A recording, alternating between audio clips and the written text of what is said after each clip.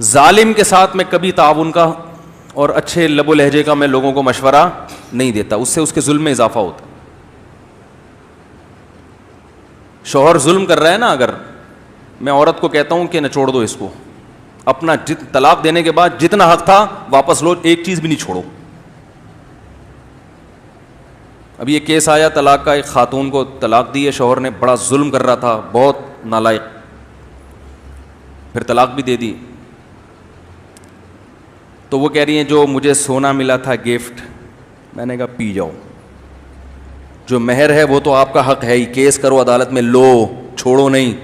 جو گفٹ تحفے ملے تھے ایک چیز بھی واپس کرنے کی ضرورت, بولو نا. اگر آپ کو اللہ نے بہت دے دیا ہے اتنا کہ آپ کو ضرورت نہیں تو لے کے کسی غریب کو صدقہ کر دو. کمبختوں کے پاس بولتے کیوں نہیں بھائی, نہیں چھوڑو, نہیں چھوڑو. ظالم سے اپنا حق لینا سیکھو, ظالم سے, کیونکہ نہیں لوگے تو اس کے ظلم میں اضافہ ہوگا.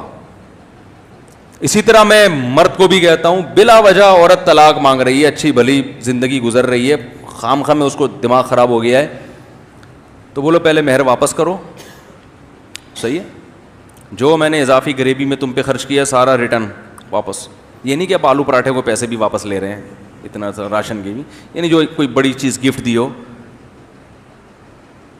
کیونکہ وہ بھی پی جاتی ہیں, طلاق بھی خود ہی مانگ رہی ہیں اور چیزیں بھی پی جاتی ہیں. نہیں چھوڑو.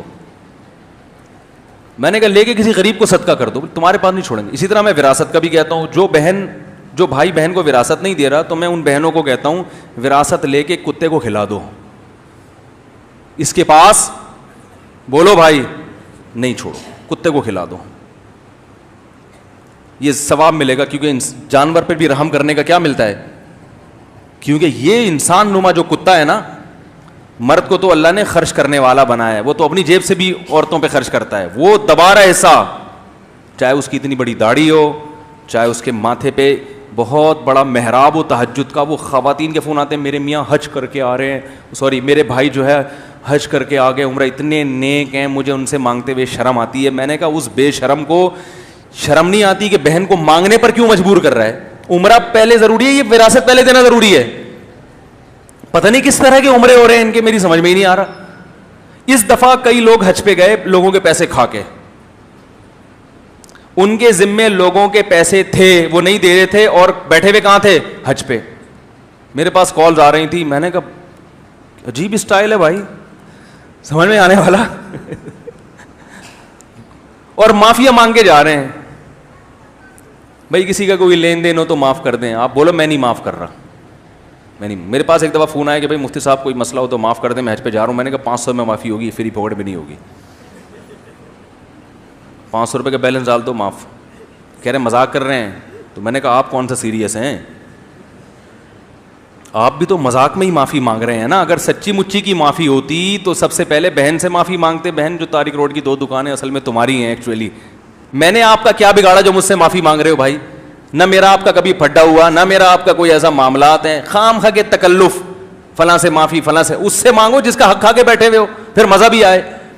وہ شاعر نے بڑا پیارا شعر کہا نا, کہ سنا دوں, کہ ہم کو دیکھ کے شرما ہو تو شرمانے کی داد بھی دیں. وہ اپنی محبوبہ سے کہہ رہے ہیں کہ ہم کو دیکھ کے شرما ہو تو شرمانے کی داد بھی دیں. آئینے میں دیکھ کے خود کو شرمانے سے کیا ہوگا. انڈیا کا جوان آدمی ہے, تو بڑی پیاری شاعری کرتے ہیں وہ.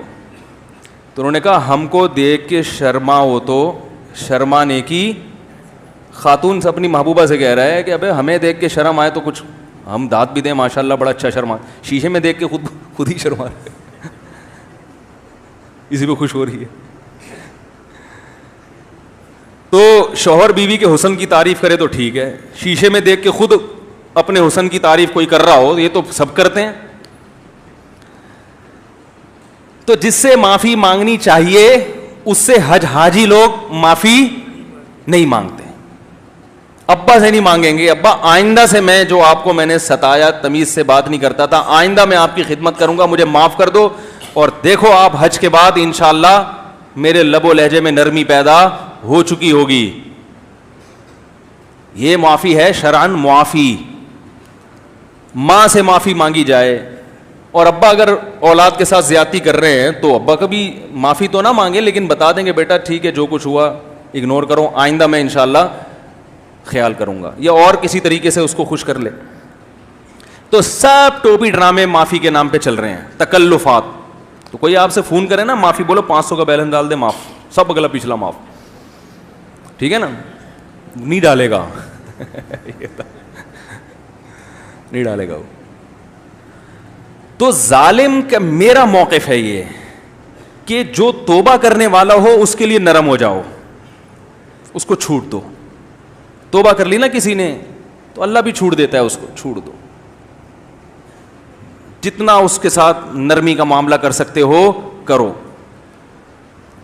لیکن جو کم بخت ظلم کر رہا ہے اس کو چھوٹ مت دو. لوگ کہتے ہیں بھائی اس سے تو اور ظلم بڑھے گا اس کا.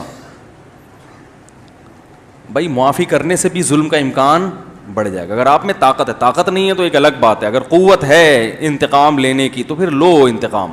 طاقت اگر ہے, نہیں ہے تو پھر تو ظاہر ہے کمزور آدمی تو خام کھا کے پھڈے کرے گا تو اور پٹے گا.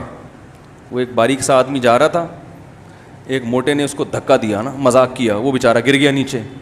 مذاق بہت برا لگا اس کو, اس نے کہا میں بھی اس کی ٹھکائی لگاتا ہوں. جب اٹھ کے دیکھا یہ تو اتنا بھاری بھرکم ہے, تو اس نے کہا یار اگر میں نے اس کو انتقام لیا تو 3 دھکے اور دے گا پھر یہ.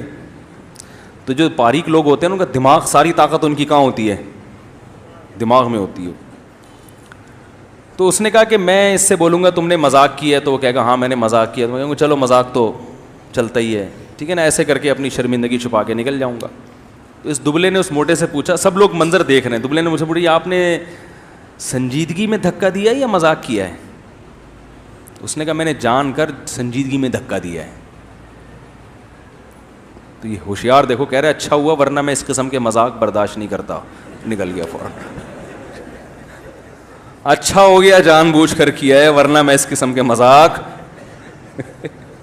کیونکہ جو باریک آدمی ہے نا اس کی ساری طاقت کہاں ہوتی ہے, دماغ میں ہوتی ہے, اس کا دماغ سب کچھ پی رہا ہوتا ہے. تو ظالم کے خلاف بشرطے کے طاقت بھی ہو, یہ طاقت کا لفظ لگا ہوا ہے ورنہ زیادہ فنڈر گیری اچھی چیز نہیں ہوتی. اللہ نے قوت دی ہے تو لڑو, حق نہیں چھوڑا کرو اپنا. ہاں بعض دفعہ حدیث میں آتا ہے کہ جو حق پر ہونے کے باوجود حق چھوڑ دے تو میں اس کے لیے جنت کے بیچ میں گھر کی ضمانت لیتا ہوں. تو یاد رکھو حدیث میں انتقام لینے کی بھی ترغیب ہے, حق چھوڑنے کی بھی ترغیب ہے. تو یہ دونوں حدیثیں الگ الگ موقع کے لیے ہیں. جہاں حق چھوڑنے سے معاشرے کی اصلاح ہو رہی ہو وہاں چھوڑ دینا چاہیے, سمجھ رہے ہیں نا. جہاں اصلاح کا پہلو ہو کہ حق چھوڑنے سے اس کا دل نرم ہو جائے گا, ٹھیک ہے نا, اس کے دل میں محبت پیدا ہو جائے گی, پھڈا ختم ہو جائے گا. اور پھڈا ہونے سے کیا ہو رہا ہے, پورے معاشرے میں ایک لامتناہی جنگ چھڑنے والی ہے. تو ایسے موقع پہ اپنا حق چھوڑ دینا تاکہ محبتیں قائم رہیں, یہ تو ٹھیک ہے. لیکن جہاں حق چھوڑنے سے ظالم کو قوت مل رہی ہو اور آپ کو یہ ہو کہ پھر تو ہر ایک ہی حق پینا شروع کر دے گا. آج کل وراثت لوگ نہیں دیتے, کم بخت لٹکاتے ہیں, ڈیلے کرتے ہیں, اتنا ترساتے ہیں. تو اگر آپ حق چھوڑ دو گے تو یہ معاشرہ کی اصلاح نہیں ہوگی بلکہ اور معاشرہ خرابی کی طرف جائے گا. تو